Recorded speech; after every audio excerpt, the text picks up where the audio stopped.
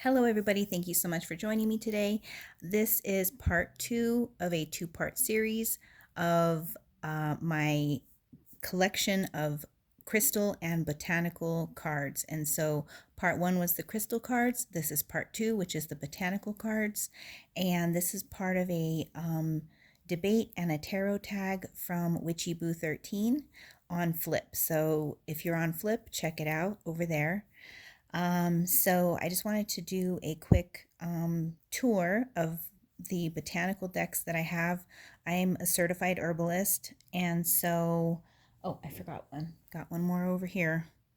Essential oils. Okay, so I'm a card collector and I'm a certified herbalist, and so I have researched several decks, and out of all the ones that I researched, these are the ones that I liked. So I ended up buying them. So let's get started.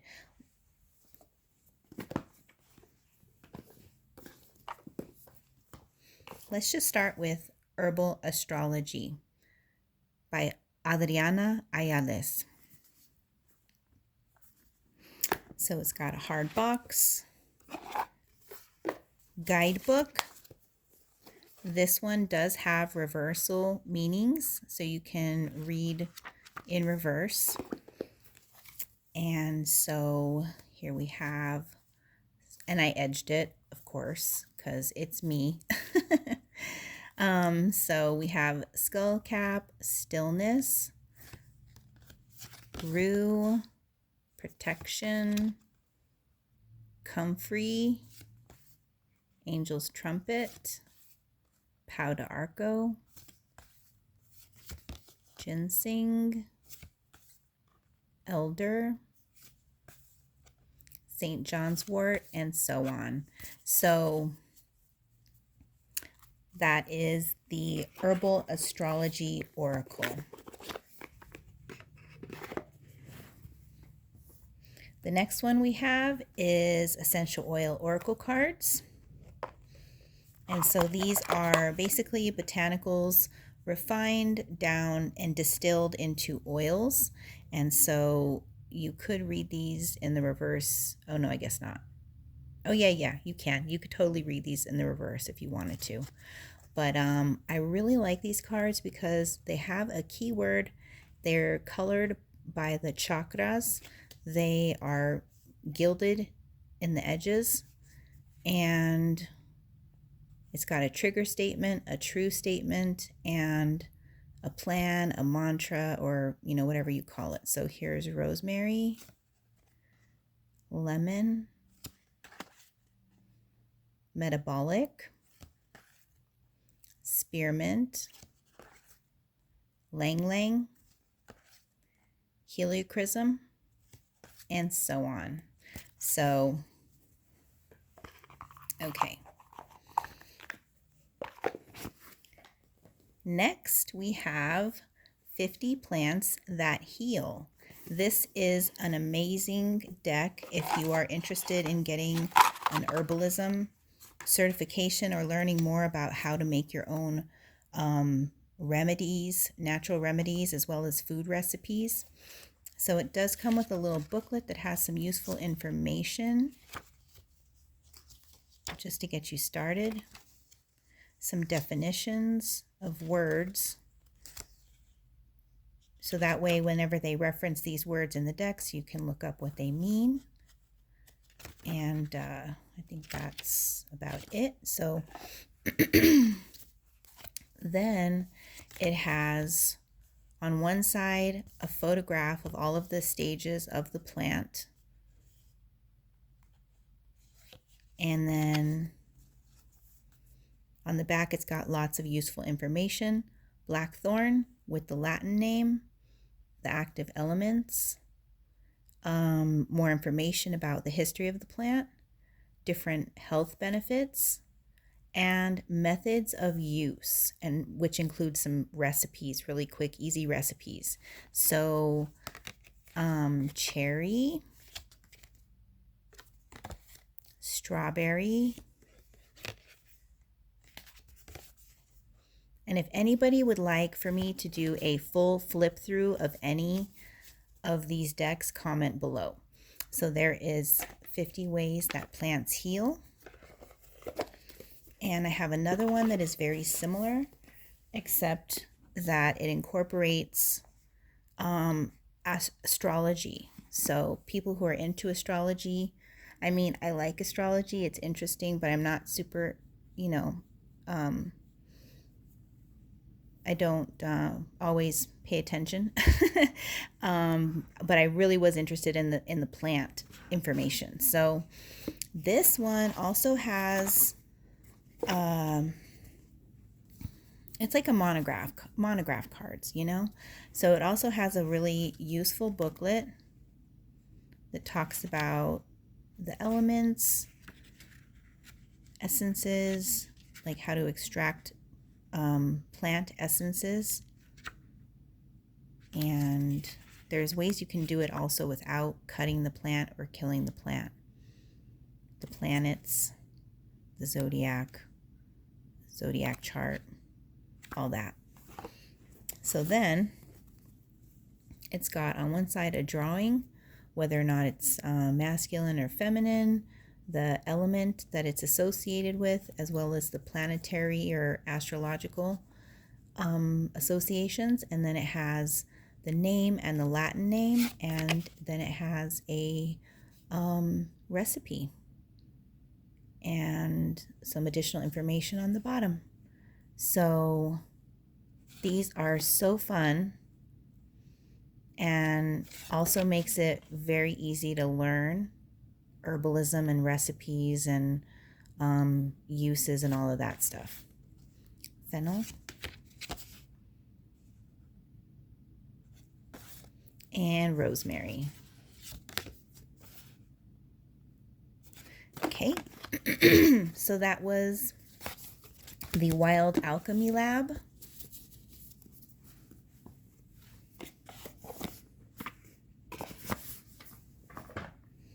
I might have to break this up into 2 videos, you all, which I think I'm going to do that.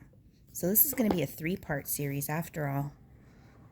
Next we have the Herb Crafter's Tarot. Excuse me. And look at this book. This is a really, really useful book. Lots of info. And here's the backs, and then on the front you've got the tarot card with a lovely plant image,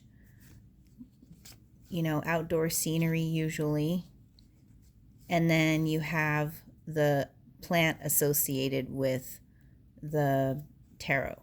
So licorice is 8 of Swords, raspberry is 3 of Pentacles, lavender is 4 of Swords, which lavender, 4 of Swords in the tarot is it's a time of healing after battle. And lavender is very healing plant. So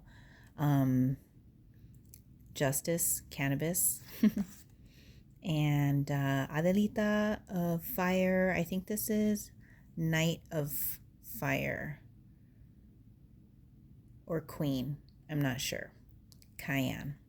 So that is the Herb Crafter's Tarot.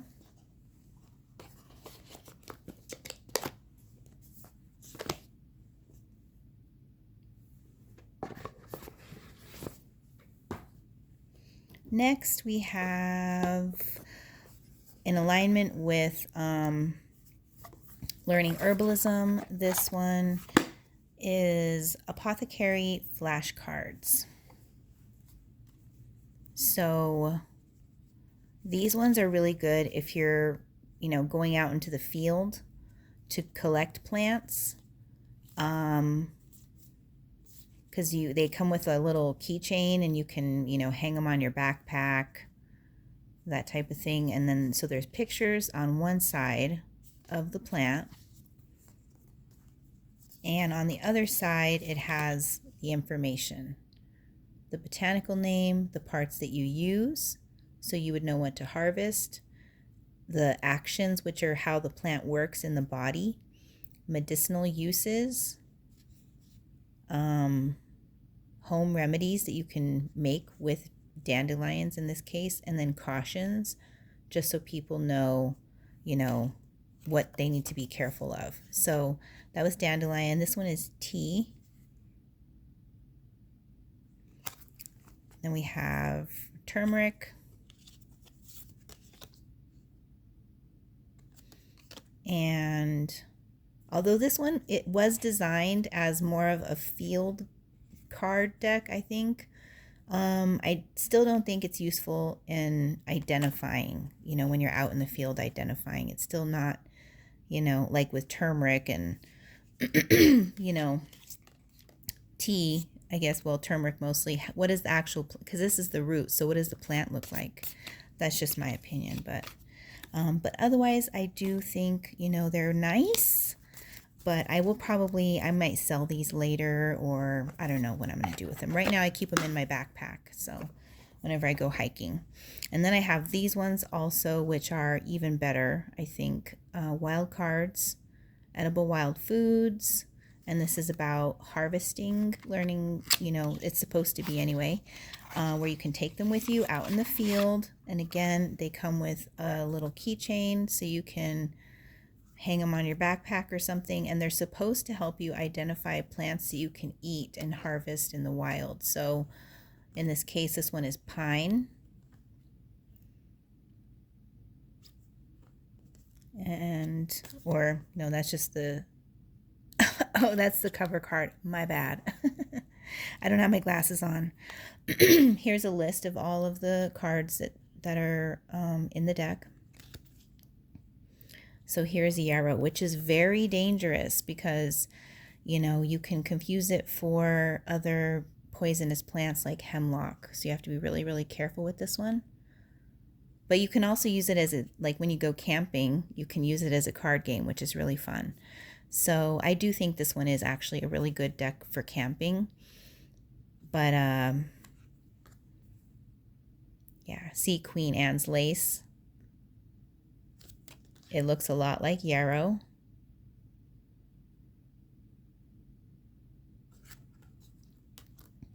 And then there's wintergreen and willow.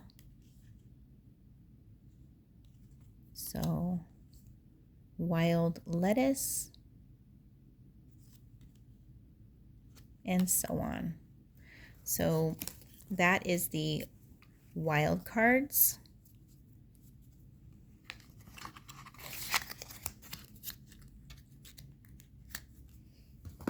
Next we have the Language of Flowers Oracle. And that's the back. So I really wanted, I got this one from a swapping group on Facebook. And so it's one of those, they call it the Choo Choo tarot swap or something like that. And so we all just kind of swap cards that we don't, you know, we're not using. So basically, I got this in that group. And so this is supposed to be the language of flowers. So in Victorian times, they used flowers to communicate different messages, and they had books so that way that you could decipher the messages that people were sending you using flowers. And so this one has education. Okay, so this one has the keyword and then the plant. And then in the book, it has information about the history of, it has information about the history of the flowers and, you know, their origins and whatnot. So, but it also has, you know, you can definitely use this for divination, for doing different types of readings. Gardening tips, place where it's grown. So that is the Language of Flowers.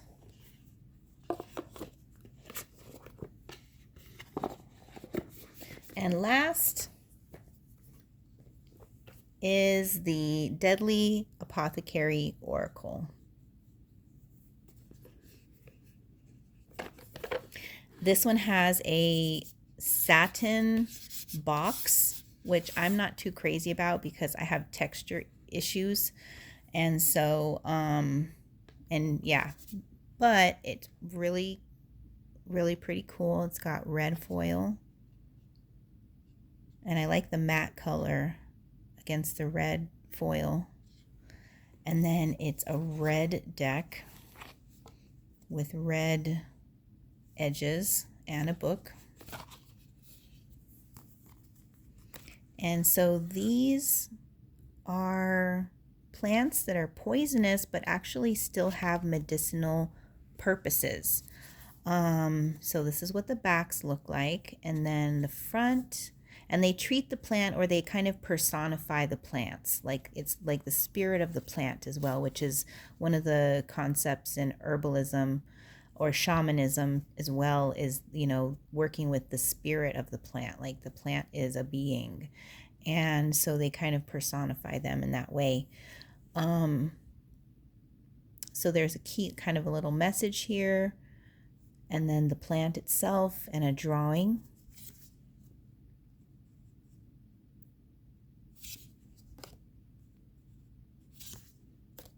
And belladonna, mistletoe. The only thing I didn't like is that cannabis is in here, which I guess was considered baneful by, was it Cunningham? I'm not sure. But, so there's that. And then in the book, it has information about, you know, this is kind of more of like a spiritual message than it is an actual. That's one thing I didn't really like is, you know, it has information about how, kind of how it was used, but it doesn't have information about what actually makes it toxic, you know, right here, and then what actually makes it useful. That would be, you know, really great if they were to make it like that. So I would love that. Creators, if you're watching, that would be great if you did a second edition and you added that information. But anyway, thank you so much for watching, and stay tuned to part 3, where we are going to be covering witchy decks. Take care. Bye.